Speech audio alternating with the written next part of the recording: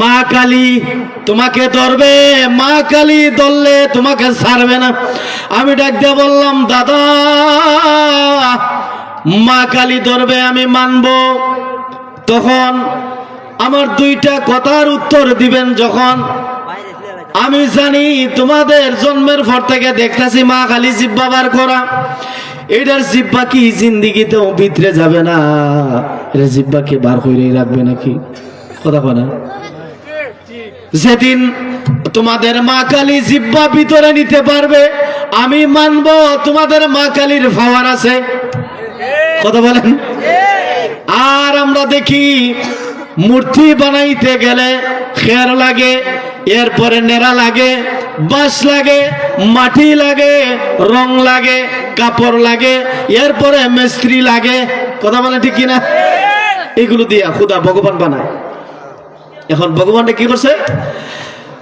এবার কাদা মাটি নিয়ে আসলো, কাদা মাটি, মিস্ত্রি আসলো, রং আসলো, খের কুটা দিল, লেপ দিল। এখন ভগবান দাঁড়াইতে পারে না, ভাঙ্গা পড়া যায়। এইটারে তার করাইবার জন্য আইক্যাওয়ালা একটা বাঁশ দিছে পিছনে, দেখছেন নি? একেলা বাঁশ ছাড়া দাঁড়াইতে পারবো ভগবান? কোনো ক্ষমতা নাই। এখন আমি ডাক দিয়ে বললাম, ও দাদা আমি মানবো তোমাদের মা কালী আমাকে ধরতে পারবে যেদিন ওই তোমাদের মা কালী পিছনের বাঁশটা টান দিয়া খুলতে পারবে, এই দিন। কথা বলে তো, এই দিন আমি মানবো তোমাদের মা কালী ধরবে। আর নয়তো আমি বিশ্বাস করি না মা কালী পাওয়ারলেস। কথা বলে তো, মা কালী পাওয়ারলেস, মা কালীর কোনো পাওয়ার নাই, ক্ষমতা নাই। কারণ যেটা তার পিছনের বাঁশ খুলতে পারে না, এটা কি পাওয়ার আছে? কথা বলে ঠিক না ভাইজান? আল্লাহ তাআলা তাদেরকে হেদায়েত দান করুক, জোরে বলেন আমিন। বন্ধুরা আমার, আমার নাম ছিল বাবলু দাস, আমার বাবার নাম ছিল বীরেন্দ্র দাস, আমার দাদার নাম ছিল রাধা বিনোদ দাস। আমরা দাস সম্প্রদায়ের লোক। জন্মের পর থেকে দেখছি মা বাবা মূর্তি পূজা করছে। এই জন্য জন্মসূত্রে যেহেতু মূর্তি পূজারী সন্তান, আল্লাহ রসুল বলেন প্রত্যেকটা সন্তান এই পৃথিবীর জমিনে ইসলামী ফিতরতের উপর জন্মগ্রহণ করে। সুবহানাল্লাহ। ইসলামের গুণ, ইসলামের সিফত, ইসলামের ফিতরতের উপরে কি করে? জন্মগ্রহণ করে। কিন্তু তার পরিবেশ, তার মা বাবা, তার পাড়া প্রতিবেশী তাকে কি বানায়?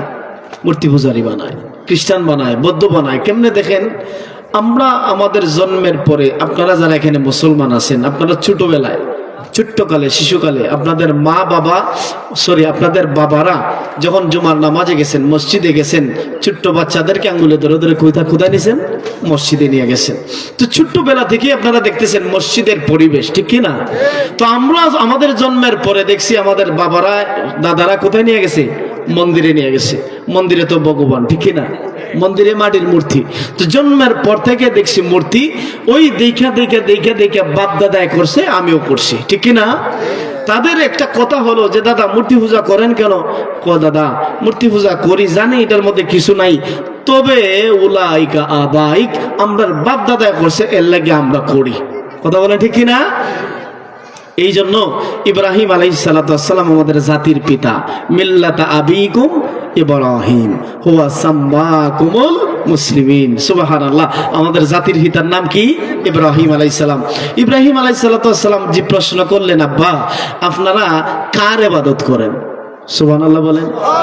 কার ইবাদত করেন? কার গোলামি করেন? তো ইব্রাহিম আলাইহিস সালাতু ওয়াস সালামের আব্বা আজরটাকু ডাক দিয়ে বলতেছে, আসনামাকুম, আমরা মূর্তির পূজা করি। কিসের? যারা বলেন মূর্তি পূজা করি আমরা, সনম, হ্যাঁ মূর্তি পূজা করি। তো ইব্রাহিম আলাইহিস সালাতু ওয়াস সালাম বললেন, আব্বা আপনারা যে এইগুলোর পূজা করেন, এইগুলোর যখন আপনারা ডাকেন, আপনাদের ডাক কি তারা শুনে? কথা বলেন, ডাক কি শুনে? অথবা আপনাদের কোনো উপকার করতে পারে, অথবা আপনাদের কোনো ক্ষতি করার ক্ষমতা তাদের আছে? নাই। তো ইব্রাহিম আলাইহিস সালাতু ওয়াস সালাম বললেন, যেহেতু তাদের কোনো ক্ষমতা নাই, তাহলে কেন করেন? তো জবাব দিল যে আমরা দেখছি আমাদের বাপ দাদা 14 গোষ্ঠী করছে, এর লাগে আমরা করি। বাপ দাদা করছে, এর লাগে আমরা করি। তো তারাও বলে যে আমাদের বাপ দাদা 14 গোষ্ঠী করছে, এই জন্য আমরা করি, নাউজুবিল্লাহ। বাপদাদা যদি টাট্টি খায়, লেফটিনের পায়খানা খায়, আমার খাওয়া লাগবে? কথা বলেন না কেন? আমার ভাইরা, বুদ্ধিমান লোকেরা কখনো মূর্তির কদমে সেজদা দেয় না। কথা বলেন ঠিক কি না? আল্লাহর কদম ছাড়া, রাব্বি করিমের কদম ছাড়া কারো কাছে মাথা নত হবে না, ঠিক কি না? আমার ভাইরা, তো জন্মর পর থেকে দেখছি, দেখেন তার মা বাবা, তার পরিবেশ কি করে, তারে ইহুদি বানায়, খ্রিস্টান বানায়, বৌদ্ধ বানায়, নাসারা বানায়, ঠিক কিনা? বাজানডি আমরা 33 কোটি মূর্তির পূজা করতাম। এক একটা ভগবানের, এক একটা খোদার এক এক ধরনের পাওয়ার ছিল। লক্ষ্মীরে পূজা করলে ঘরের মধ্যে শুধু দান চাল হয়, দান আর চাল। আর যদি আপনি সরস্বতীর ইবাদত করেন, মা সরস্বতী আপনাকে এমন বর দিবে, এমন দোয়া দিবে, আপনি লেখাপড়া ছাড়া কালিদাস পণ্ডিত হয়ে যাবেন। কালিদাস পণ্ডিত একদম অটোভাস, বুঝছেন না? ব্রাহ্মণের ঘর থেকে ব্রাহ্মণ হয়, খুদার ঘর থেকে খুদা। ব্রাহ্মণও এক ধরনের খুদা। ব্রাহ্মণও কি? আধা খুদা, অর্ধ খুদা। এই জন্য তারা দাস সম্প্রদায়, অন্যান্য সম্প্রদায় যারা আছে, ব্রাহ্মণ চিনেননি আপনারা? ওই যে লগ্গুন পরে লগ্গুন একটা পৈতা দেখছেন, হ্যাঁ, বগলের নিচ দিয়া একটা পৈতা, আর নেংটি মাইরা দুটি ভিন্দে, এটা এরকম ব্রাহ্মণ। এটা কি কি কয়? এটি অর্ধ খুদা। তারা এটিতে ভক্তি দেয়, নাউজুবিল্লাহ। তো অর্ধ খুদা দেখেন, আল্লাহু আকবার বলতেছিলাম যেটা, তো তারা ভগবানের ঘর থেকে ভগবান হয়ে যায়। অথচ দেখেন তো, আচ্ছা ঠাকুরের ঘর থেকে ঠাকুর, লেখাপড়ার দরকার নাই, শুধু এটা বড় হওয়ার পরে এর একটা লগ্গুন ফিরে পড়াইয়া দিবে আর কিছু মন্ত্র মুখস্থ করাইয়া দিবে, এটা ভগবান। এটাও অটো আপনার হয়ে গেছে, ব্রাহ্মণ হয়ে গেছে, ঠিক না? আচ্ছা আপনাদেরকে একটা প্রশ্ন করি, হুজুরের ঘর থেকে হুজুর কি লেখাপড়া ছাড়া হয়ে যাইব? ও কথা কয় না, লেখাপড়া ছাড়া কি হুজুর হইব? অসম্ভব। লেবাস ধরলে কি হুজুর হওয়া যায়? আল্লাহ আল্লাহ আল্লাহ। দেখেন এই যে হুজুর, হুজুর আছেন না, যেমন ধরেন আপনাদের মসজিদের ইমাম সাহেব, ওনার যদি একটা সন্তান অ্যাডাল্ট হয়, বড় হয়, বড় হওয়ার পরে মাথার মধ্যে পাগড়ি, মাথার মধ্যে কি পাগড়ি, টুপি, লম্বা জামা, এগুলো পয়রা যদি মসজিদের মধ্যে আসে, অথচ পেটের মধ্যে যদি ভাড়া দেন আপনি, একটা সূরা বের হবে না।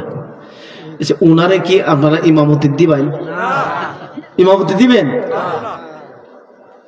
লেখাপড়া করছে না, কোরআন শরীফ তিলাওয়াত জানে না, কোরআনের অর্থ জানে না, ব্যাখ্যা জানে না, হাদিস জানে না, মাসআলা জানে না, এখন কি উনারে ইমামতি দিবেন? উনাকে শুধু লেবাস দেখে হুজুর দেখা যাইব? যদি দেন তাইলে অ্যাক্সিডেন্ট হওয়ার সম্ভাবনা আছে না নাই? আমার কথা কয় না, আছে না নাই? আল্লামা আনসারী রহমতুল্লাহ একটা উদাহরণ দিছিলেন যে এক বেটা শহর হজ করে আইছে, হজ করে আওয়ার পরে তো এখন হাজি সাহেবরা দেখবেন রুমাল দেয় মাথার মধ্যে, ঠিক কিনা? এরপরে একটা বেল্ট ফেসায়, ঠিক কিনা? বেল্ট লাগায়। এরপরে আপনার সৌদি আরবের জুব্বা, হাই হাই গন্ডা করে শেষরায়া যায়, ঠিক কিনা? এইগুলো আইসা যখন বেটা ঘরের মধ্যে কুইল্লা তুইছে, এখন ছোট ভাইটা মনে মনে করি ভাই সাহেবরা তো খুব সুন্দর লাগে এগুলো পড়লে, তো আমি একটু ভইরা দেখে লাই। সে কি করছে? ভাই সাহেবের এটি মাথার মধ্যে পাগড়ি দিয়া, এরপরে জুব্বা হইরা আল্লাহু আকবার আবা কাবা লাগাইয়া যখন এলাকার মধ্যে বাইরেছে, এরপরে সে হাঁটতে হাঁটতে অনেক দূরের একটা বাজারে চলে গেছে। বাজারে যাওয়ার পরে, আগেকার বাজার ছোট্টখাট্ট বাজার ছিল, বাজারের মসজিদের বেড়াখানা ঠিক নাই, ইমাম সাহেবও ঠিক নাই। এখন এই বেড়া যাওয়ার পরে যখন নামাজের ওয়াক্ত হইছে, ওয়াক্ত হওয়ার পরে এখন ওয়াক্ত হওয়ার পরে আজান হইছে, আজান হওয়ার পরে সবাই নামাজের জন্য অপেক্ষমান, ইমাম সাহেব খুঁজতেছে, তালাশ করতেছে, তো ইমাম সাহেব এখন পাওয়া যায় কই? আল্লাহু আকবার। এমনি পিছনে তাকাইয়া দেখে এক বেটা ফাগরি ভইরা আইছে, লম্বা জুব্বা লাগাই আইছে, তো এই তো আমরা ইমাম সাহেব পাইলাইছি, এই তো আমরা ইমাম সাহেব পেয়ে গেছি, আর টেনশন নাই, হুজুর নামাজ পড়ান। এখন হে না জানে এর ভিতরে কি আছে, ঠিক না? হ্যাঁ, তো ইমামতি যাইতে চায় না, কয় হুজুর নামাজ পড়ান। কেন, কি সমস্যা? ফাগরি ভাই সাহেবের। ফাগরি কার? ফাগরি ভাই সাহেবের হলে কি নামাজ হইতো না? আমার কথা কয় না। আমি যদি আপনার কাপড় লাগাই নামাজ পড়াই, নামাজ হবে না?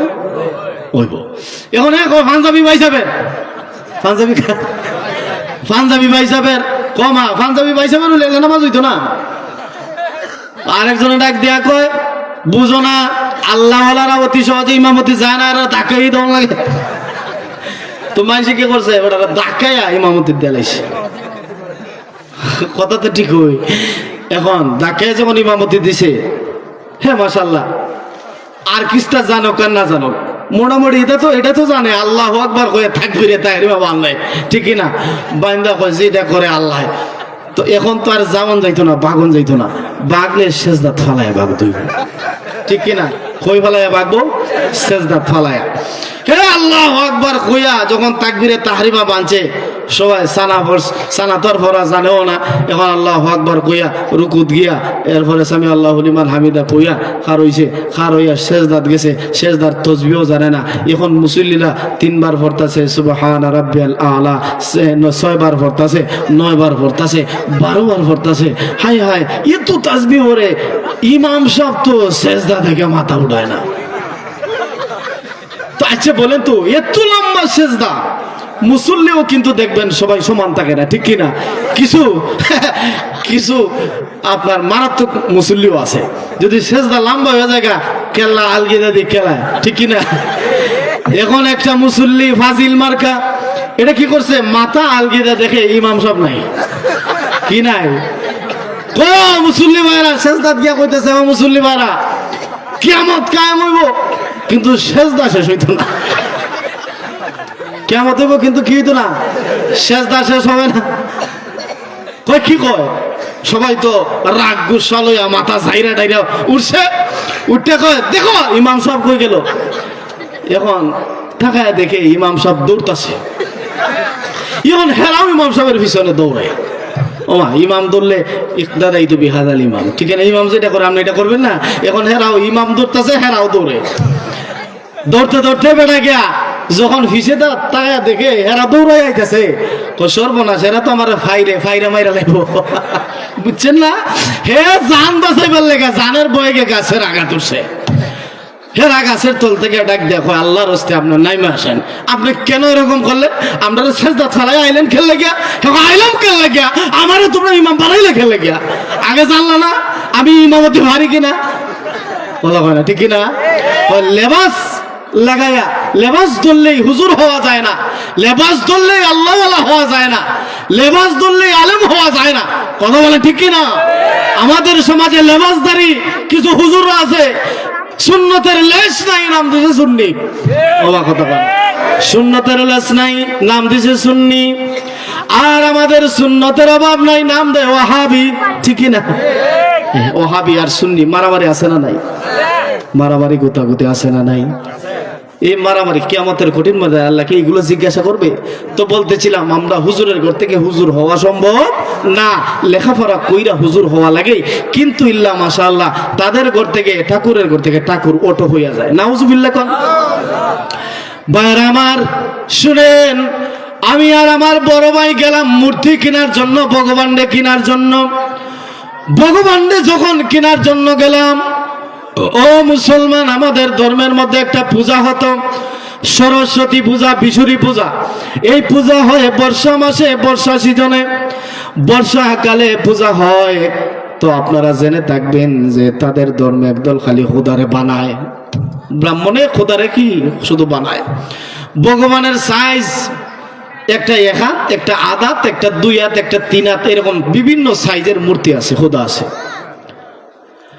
আমরা 2 ভাই গেলাম নৌকা বেয়ে বর্ষা মাস নৌকা বেয়ে গেলাম খুদ ভগবানের বাড়িতে ঠাকুরের বাড়িতে ভগবান কিনে আনবো আমার বড় ভাই ডাক দিয়া কয় বাবলু রে দেখতো কোন ভগবানটারে নিবি আমি কই দাদা নিলে বড় ভগবানটারে নিব কারণ এটার শক্তি একটু বেশি হইব পাওয়ার বেশি হইব ঠিক কিনা শুরুটারে নেব এটা আমরা বাঁচাইতে পারতো না কথা বলেন ঠিক কিনা আহা মূর্তির কি কোনো ক্ষমতা আছে জোরে বলেন মূর্তির কি কোনো ক্ষমতা আছে ক্ষমতা কার আল্লাহ পাকের ক্ষমতা আল্লাহু আকবার আমার বড় ভাই ডাক দিয়ে বলো ঠিক আছে তো ওই সময় আরো 18-19 বছর আগের কথা ওই সময় মূর্তি যেটা আছিল 500 এখন বর্তমান বাজার দর হইল 20,000 কথা বুঝেন নাই কেন বলতে পারেন কেন হুজুর এখন মূর্তির দাম বাড়ছে কেন ও মা বাঁশের দাম বাড়ছে কাঠের দাম বাড়ছে রঙের দাম বাড়ছে খেরের দাম বাড়ছে জায়গা জমির দাম বাড়ছে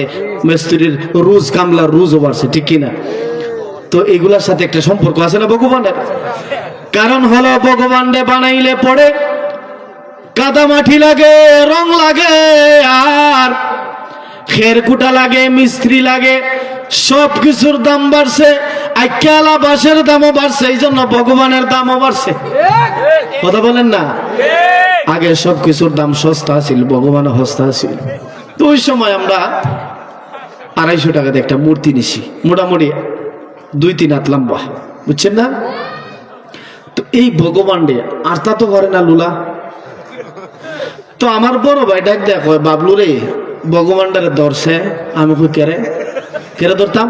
খোমা তুই বেক তুই না ধরলে কি খোদা কি আই থেকে নৌকা তুলব? আহা হাই হাই, এখন কি বলি আমি? আমার বড় ভাই তো কি করবো, ধরছি। 2 ভাই আলগি দিতারি না, কষ্ট কইরা কোথায় কোথায় ঘাম ছুটছে, ফসমে ফসমে ঘাম গিয়া নৌকা দৌড়াইলাম। নৌকা দৌড়ানোর পরে ডাক দেখ, বাবলু তুই গোড়ার মাঝে বয়া ভগবানটার দইরা রাখ, কোদারে দইরা রাখ। আমি কই কেরে? ও মা ভগবান দিয়ে পানি থরে যাবো। দেখেন তো বান্দায় ভগবানটাই দইরা রাখন লাগে, নাইলে পানি থইরা জায়গা। হাই হাই হাই, আমাদের ধর্মে যেটা পাক ওদের ধর্মে সেটা না, সেটা পাক। আমাদের ধর্মে যেটা না পাক ওদের ধর্মে কি পাক।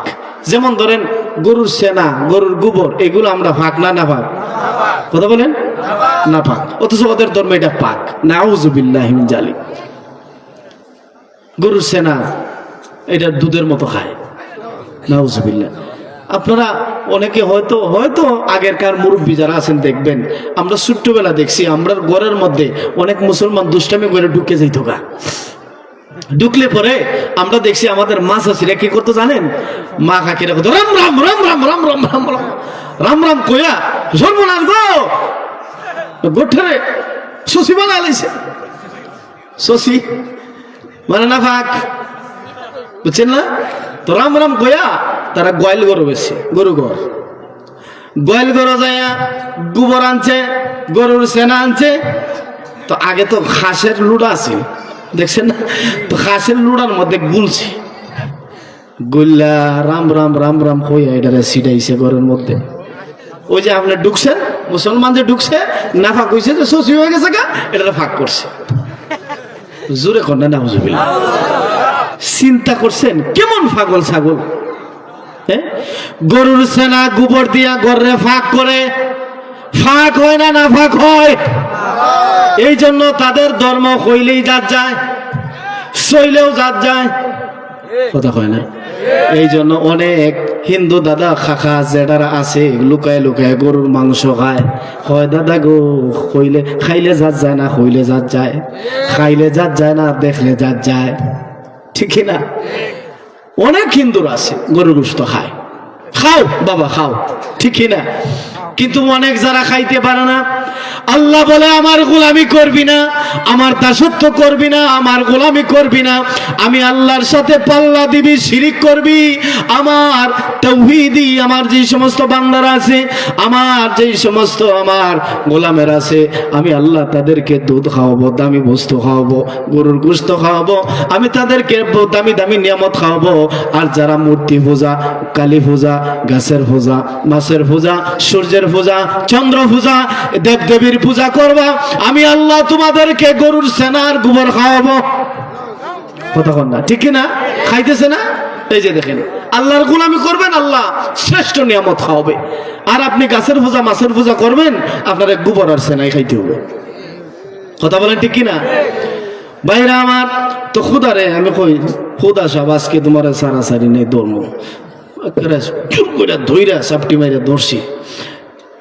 ধরার পরে বাড়ির মধ্যে গেছি, এই পূজার মধ্যে শাপলা ফুল লাগে, সানা বুট লাগে, কলা লাগে, দুধ লাগে, বিভিন্ন আইটেম লাগে। এগুলো ভগবান খাইব, আমরা আল্লাহ কি খায়? কথা বলেন, আল্লাহ কি খাওয়ার দরকার আছে? যদি খাওয়ার প্রয়োজন হয় তিনি তো খুদা হতে পারেন না, ঠিক না? তার যদি প্রয়োজন থাকে সে তো খুদা হতে পারে না, তিনি তো অমুখাপেক্ষী থাকবেন। এবং তাদের ভগবানের সামনে দেয় এগুলো।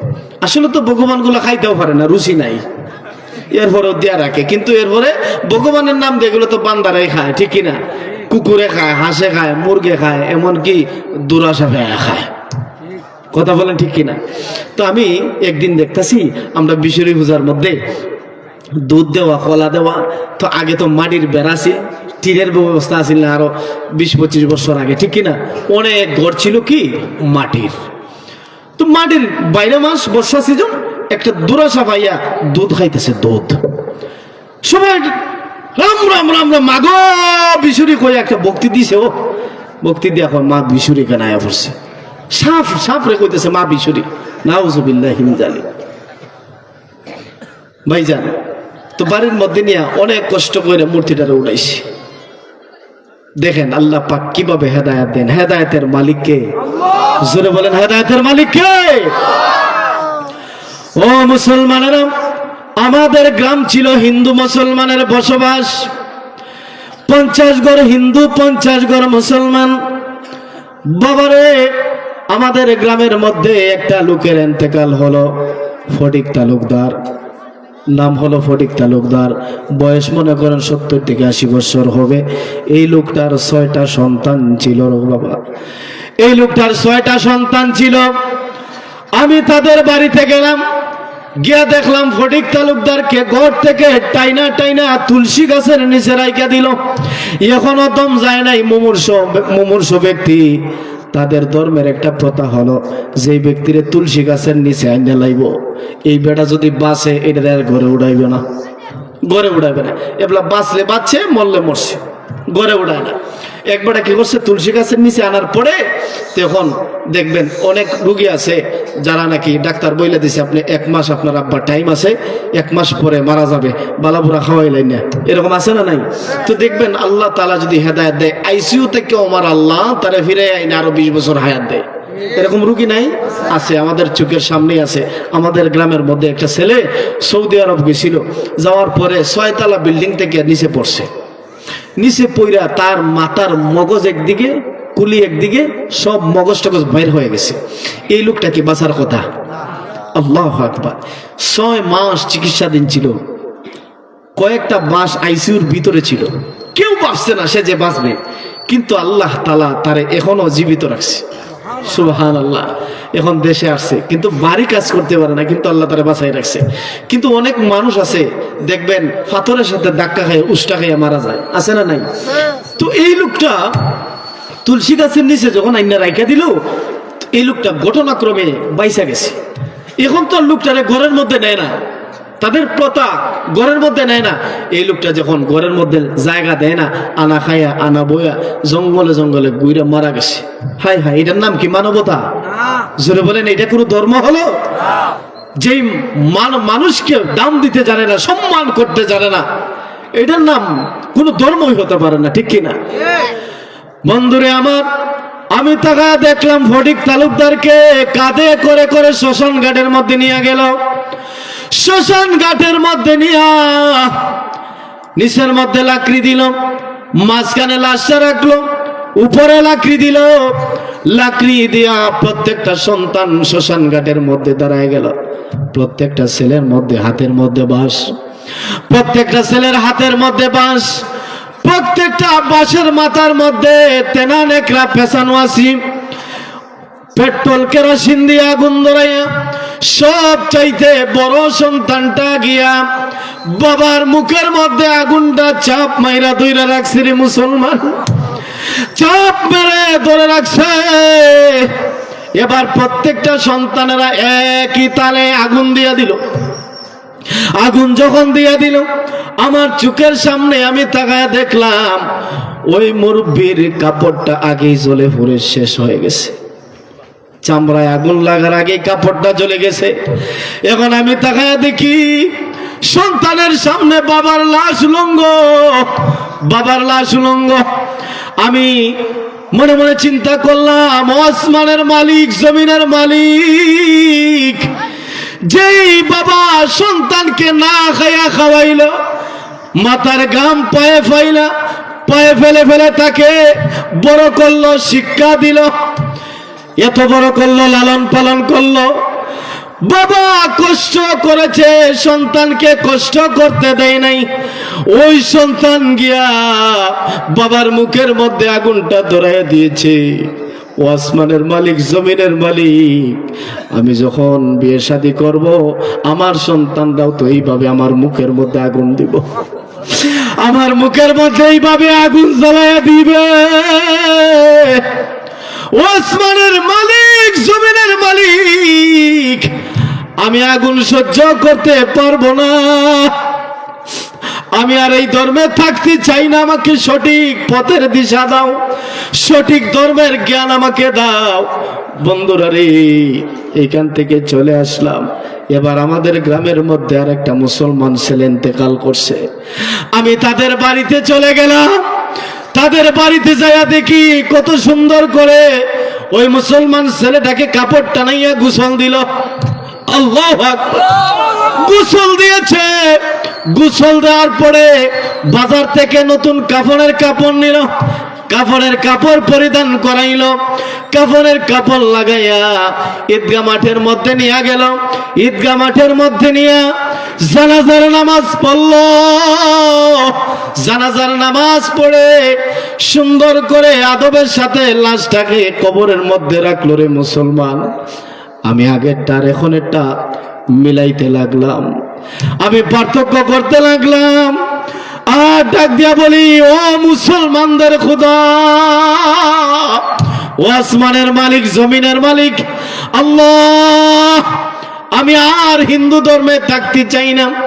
যেই ধর্মে নিজের সন্তান বাবার লাশ পুরায়া দেয়, মার লাশ পুরায়া দেয়, মার লাশ কাপড় জ্বলার পরে সন্তানের সামনে মার লাশ উলঙ্গ হয়ে যায়, এটা কোনো ধর্ম হতে পারে না। ও আসমানের মালিক, আমি আর এই ধর্মে থাকতে চাই না, আমি আর জাহান্নামে থাকতে চাই না। আল্লাহ আমাকে ইসলাম নামক নিয়ামত দান করেন। সুবহানাল্লাহ। ওই দিনের দরখাস্ত আমার আল্লাহ কবুল করে নিয়েছে। ও মুসলমানেরা, এবার যখন মূর্তি ঘরের মধ্যে উঠাইলাম, উঠানোর পরেই পূজা 2.5 দিন করা লাগে। 2 নাম্বার দিন চলে গেল, 2.5 নাম্বার দিন সকালবেলা এটারে বলে যাত্রা। মূর্তির নিয়ে বিসর্জন দিয়ে দিবে, নদীকে ফালাইয়া দিবে, নদীতে ফালাইয়া দিবে, মূর্তি ভগবানে ফালাইয়া দিবে। ও ভগবান, তোমার খুব ইবাদত করছি, এখন আর ভালো লাগে না, তোমাকে ফেলে দিব। ও মুসলমানেরা, এবার আমরা পরের দিন সকালবেলা ব্রাহ্মণকে নিয়ে আসলাম। ব্রাহ্মণ এইভাবে আস্তে আস্তে মন্ত্র পড়লেন। মন্ত্র পড়ার পরে পূজা শেষ। এবার ভক্তি দেওয়ার পালা, সেজদা দেওয়ার পালা। সবাই নেংটি মাইরা মাইরা ভক্তি দিতেছে। ভক্তি দিতে দিতে মুসলমানের আমার পালা চলে আসছে। রে মুসলমান, আমি দাঁড়ায় রইলাম, আমি ভক্তি দেই না। আমার বড় বোন ডাক দিয়া বলে, কিরে বাবলু, কি হয়েছে তোমার, তুমি ভক্তি দাও না কেন? আমি ডাক দিয়া বললাম, অপর দিন শোনো, আমি এটাকে মন থেকে শ্রদ্ধা করি, এটার সামনে মাথা টেকাইলাম, এটার সামনে ভক্তি দিলাম। মনে মনে যদি আমি গালি দেই তাইলে তো সম্মান হয় না, ঠিক কিনা? ও বড় বোন শোনো, আমি যুক্তি দিয়া ভক্তি থেকে মুক্তি চাচ্ছি। আল্লাহু আকবার। আমি শুধু ভক্তি থেকে বাঁচার জন্য এই যুক্তিটা দিলাম। আমার বড় বোন ছিল চালাক, ডাক দিয়া কয়, শয়তান তুমি যতই চালাকি করো ভক্তি থেকে বাঁচতে পারবে না। আমার বড় বোন রাগে অগ্নিশর্মা হয়ে আমার দিকে দেয় আসছে। আমার মা মাঝখানে এসে দাঁড়াইলেন। বাবারে, ঠিক আছে বাবা, ভক্তি দেওয়ার দরকার নাই। বাবারে, এই প্রসাদটা তুমি খায়ালাও। ও মুসলমান, আল্লাহর কসম, আমার হাতের মধ্যে যখন কলা এবং চাল দিয়া প্রসাদ আমার হাতের মধ্যে দিল, আল্লাহর কসম, আমি এই প্রসাদটা মা বিশুরি খুদার নাকে মুখে ডিল মেরে ছেড়ে দিলাম। সুবহানাল্লাহ। যখন মূর্তির নাকে মুখে, খুদার নাকে মুখে ছেড়ে দিলাম, আমার বড় বোন রাগ হয়ে গেছে। রাগ হইয়া আমার গালের মধ্যে থাপ্পড় লাগায় দিয়েছে, আমার গালের মধ্যে চর লাগায় দিয়েছে, আর চর দিতেছে, ডাক দিয়া বলে, বেয়াদব, আমাদের মূর্তিকে তুমি অপমান করেছ, আমাদের মূর্তিকে তুমি অপমান করেছ, কেন অপমান করলা? শাস্তি পাওয়া লাগবে। ও মুসলমানেরা, আমার আম্মাকে হাত ধরে আরেকটা কামরায় নিয়ে গেলাম। ও আম্মা জান, আমি আল্লাহর কসম কেটে বলি, মা গো, ও মা, আমার আর এই ধর্ম ভালো লাগে না, মা গো, আমি মুসলমান হয়ে যাব, মা, আমি মুসলমান হয়ে যাব। আমার আম্মা চোখের পানি ছেড়ে দিয়া ডাক দিয়া বলে, বাবা, তোমাকে 10 মাস 10 দিন গর্ভে ধরেছি, বাবারে, তোমাকে পেটে ধারণ করলাম, 2 বছর 2.5 বছর তোমাকে দুধ পান করাইলাম, বাবারে না খাইয়া বড় করলাম, আজকে তুমি শেখের মধ্যে জাত দিয়া দিবা, মুসলমান হয়ে যাবা, আমাদের বাপ দাদার মুখের মধ্যে চুনকালি লাগবে। আমি ডাক দিয়া বললাম, আম্মা জান, ও মা, আমি তোমারে পরীক্ষা করলাম, আসলে মুসলমান হইতাম না বেটি। আমি জানি মহিলাদের গলার গড়ি নাই, এই কথাটা আমার আব্বা ভাইকে বলে দিবে, আমার মুসলমান হওয়াটা আরো কঠিন হয়ে যাবে। কথা বলেন ঠিক কি না? আমার আম্মা ডাক দিয়া বলে, বাবা, আমি জানি তুমি যেটা বলো ওইটাই করো। আমি ডাক দিয়া বললাম, মাগো, না, মুসলমান হব না, মাগো, তোমার একটু পরীক্ষা করে দেখলাম, কিন্তু মনে মনে হই খালি ঘর থেকে বের হইলেই আর আসবো না। সুবহানাল্লাহ। ও মুসলমানেরা, আমার বড় ভাইকে ডাক দিয়া বললাম, ভাইজান, ও বর্দা, মাকে একটু বুঝাও, মাকে বুঝাইয়া আমাকে গার্ড দিয়ে রাখে, চুকে রাখে, বাড়ি থেকে বের হইতে দেয় না।